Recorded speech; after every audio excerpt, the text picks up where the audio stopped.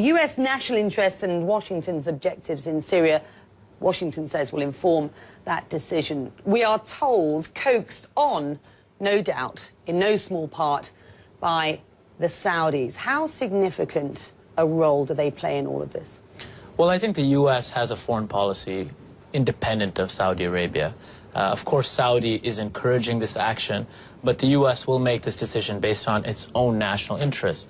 That does keep in mind that Saudi and a lot of the Gulf countries are allies distinctly of the United States, and in the grand picture in the region, with Iran and Russia on one side with the Assad regime, the U.S. is squarely on the other side with many of the GCC countries. How significant a foreign policy goal is the fall of Assad to Riyadh at this point? Well, I think for Riyadh, they've been looking to remove Assad from the Iranian axis from the beginning of the uprising in Syria, and even before it became a purely violent conflict.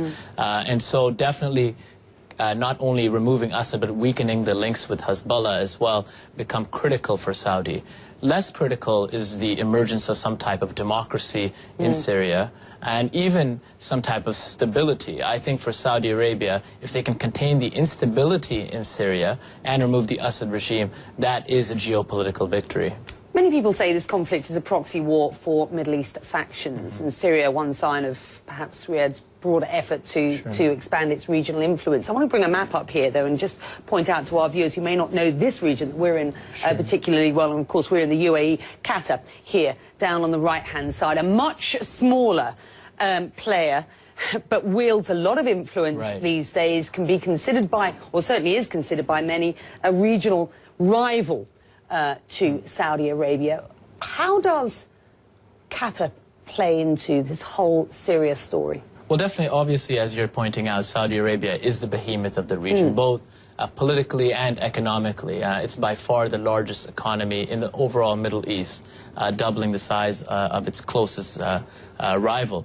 And Qatar, which is smaller by population, just 250,000 Qatari citizens compared to 20 million in Saudi, has been playing a significant role, but in recent times has stepped back, in fact, and Saudi has been kind of playing on the front foot. For both of those countries, they want to see the same thing in terms of Assad being removed from his perch, but they have differing interests. For Saudi Arabia, they've been backing a different horse in the Syrian opposition, less Islamist in nature. And the Qataris were seen as being somewhat closer to Islamists across the region, whether in Egypt and in Syria. And so for them, it's important on who takes the lead the day after as well.